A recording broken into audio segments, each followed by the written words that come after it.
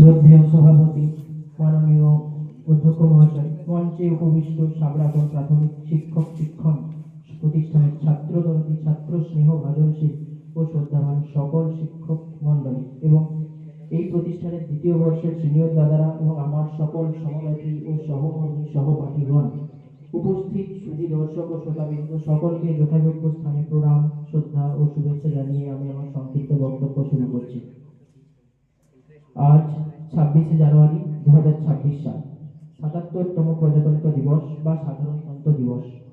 এই দিনটি আমরা শ্রদ্ধার সাথে পালন করছি এবং আনুষ্ঠানিকভাবে চারিদিকে মহাসমারোহের সাথে এটা পালিত হচ্ছে। আমরাও তাই সকলে একত্রিত হয়ে সামিল হয়েছি এই দিনটাকে পালন করবার জন্য। অতীত ইতিহাসের যে প্রেক্ষাপট আমাদেরকে আজও মনে করিয়ে দেয় সেই সমস্ত বীর বিপ্লবীদের কথা, শ্রদ্ধা জানাই তাদের কবিতার মাধ্যমে। রক্ত দিয়ে এনেছিল যারা ভারতের স্বাধীনতা, ভুলতে কি পারি কোনোদিনও কি আমরা তাদের কথা?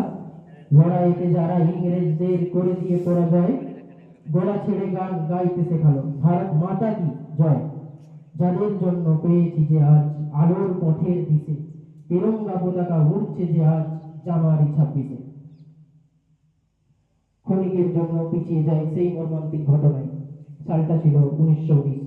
তৎকালীন ব্রিটিশ সরকারের চেমসফোর্ড আইন, যা ছিল আমাদের দেশের প্রতি কঠিনতম আঘাত, কিন্তু ভারতবর্ষের মানুষ গর্জে উঠেছিল। তারা বুঝিয়ে দিয়েছিল তারা কঠিন সমস্যার সমাধানে সক্ষম। মনে পড়ে যায় সেই জালিয়ানওয়ালাবাগ হত্যাকাণ্ডের কথা, গান্ধীজির অহিংসা আন্দোলন, লালা লাজপত রায়ের মৃত্যু। এই সমস্ত রক্তক্ষয়ী বহু সংগ্রামের পর ভারতবর্ষ স্বাধীন হয় 1947 সালের 15ই আগস্ট। শুরু হয়েছিল স্বাধীনভাবে পথ চলা। তৎকালীন ব্রিটিশ সরকারের আইনমন্ত্রীর একটি কথা, you don't have the capacity to write your constitution. গর্জে উঠেছিলেন মতিলাল নেহরু এবং বলেছিলেন, shut up, we accept your challenge.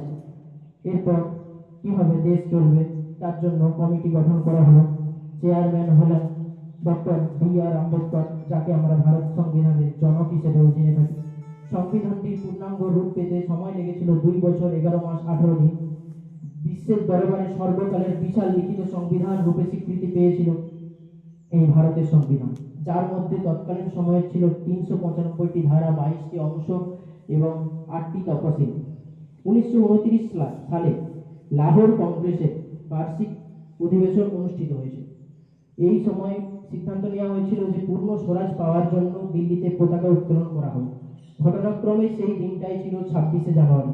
তাই আমরাও